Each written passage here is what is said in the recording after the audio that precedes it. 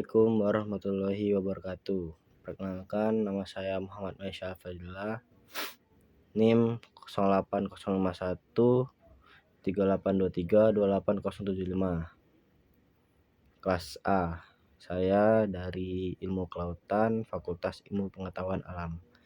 Di sini saya akan mempresentasikan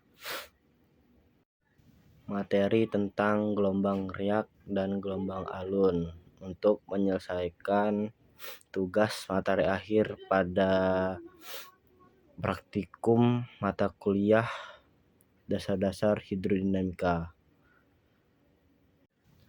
Langsung saja kita pada materinya. Oke. Yang pertama, gelombang riak dan gelombang alun. Sebelum kita menjelaskan apa itu gelombang riak dan gelombang alun, kita ingin menjelaskan apa itu gelombang terlebih dahulu.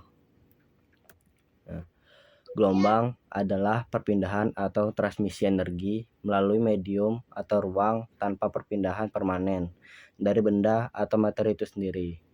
Dalam konteks fisika, gelombang bisa muncul dalam berbagai bentuk.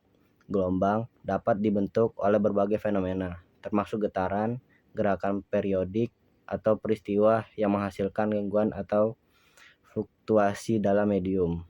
Mereka merupakan konsep penting dalam fisika dan digunakan untuk menjelaskan banyak fenomena alam melalui bunyi dan cahaya hingga gempa bumi dan gelombang laut. Oke. Gelombang riak. Gelombang riak adalah gelombang yang terbentuk dari permukaan air atau cairan lainnya ketika sebuah objek jatuh ke dalamnya atau ketika suatu gaya diterapkan secara tiba-tiba pada permukaan tersebut. Gelombang ini umumnya terjadi di perairan seperti danau, sungai, atau kolam renang. Tetapi juga dapat diamati pada cairan lainnya seperti minyak atau gel. Gelombang riak ini memiliki efek yang terjadi saat Anda melemparkan batu ke dalam sebuah kolam dan melihat gelombang-gelombang yang merambat keluar dari titik hantaman. Ciri-ciri gelombang riak.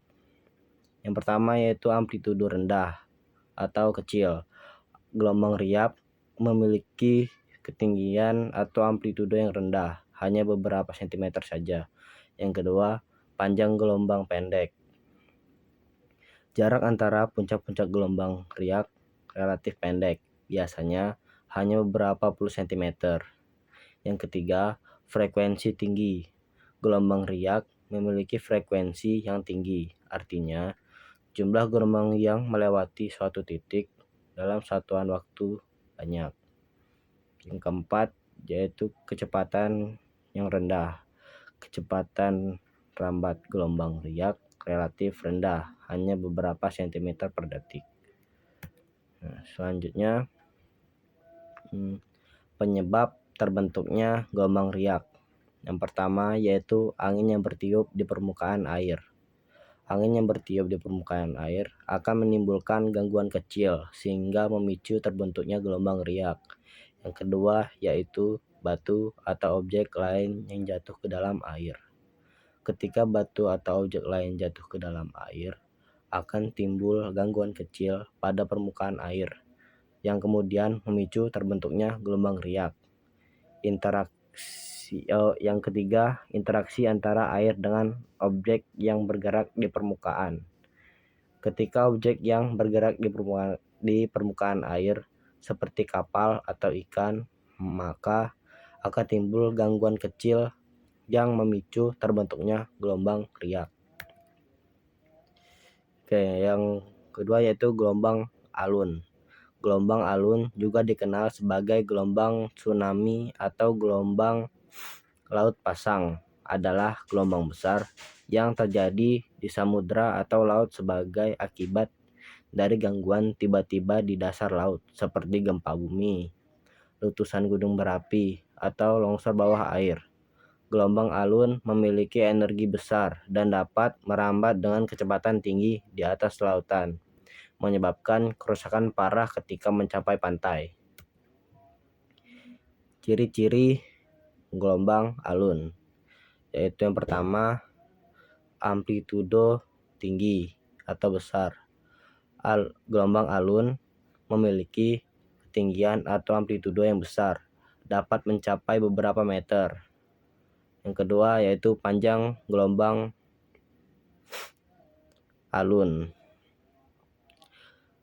Jarak antara puncak-puncak gelombang yang relatif panjang, biasanya mencapai ratusan meter. Yang ketiga yaitu frekuensi yang rendah. Gelombang alun memiliki frekuensi yang rendah.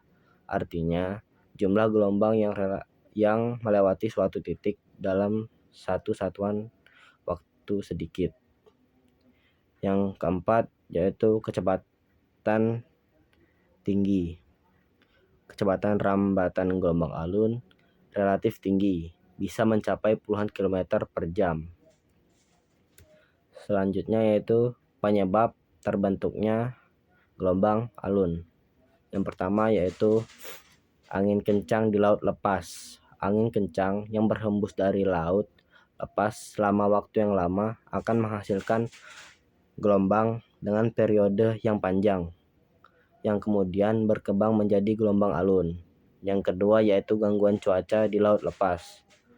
Fenomena cuaca seperti badai, siklon, atau depresi tropis di laut lepas dapat menghasilkan gelombang alun yang merambat jauh dari sumbernya. Yang ketiga yaitu lempeng tektonik di dasar laut. Pergerakan lempeng tektonik di dasar laut seperti gempa bumi dapat menghasilkan gelombang alun yang merambat ke permukaan. Selanjutnya yaitu perbedaan gelombang riak dan gelombang alun. Selanjutnya yaitu perbedaan gelombang riak dan gelombang alun. Yang pertama, penyebab.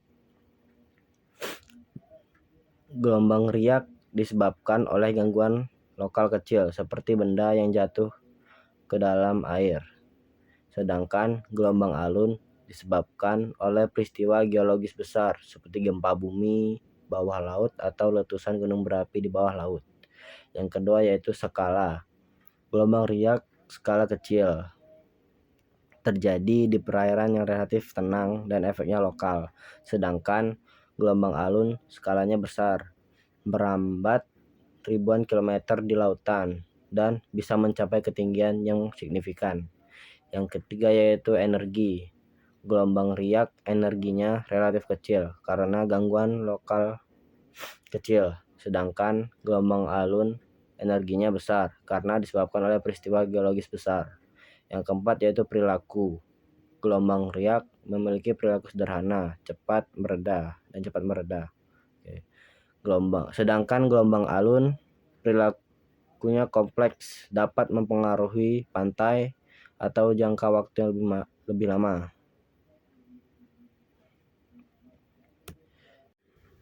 Baiklah, selanjutnya yaitu kesimpulan pada materi gelombang riak dan gelombang alun, yaitu adalah gelombang riak adalah gelombang kecil yang terjadi di permukaan air sebagai akibat dari gangguan lokal kecil seperti benda jatuh ke dalam air. Mereka memiliki skala kecil, energi rendah, dan perilaku sederhana. Sementara itu, gelombang alun adalah gelombang besar yang disebabkan oleh peristiwa geologis besar seperti gempa bumi bawah laut atau letusan gunung berapi di bawah laut. Gelombang alun memiliki skala besar, energi besar, dan perilaku kompleks, mempengaruhi lautan dan pantai dalam jarak yang jauh dan lebih luas. Oke, sekian pembahasan untuk materi gelombang alun dan gelombang riak. Semoga dapat dimengerti untuk materi gelombang ini. Apabila ada salah kata dan salah ucapkan, saya mohon maaf. Terima kasih. Wassalamualaikum warahmatullahi wabarakatuh.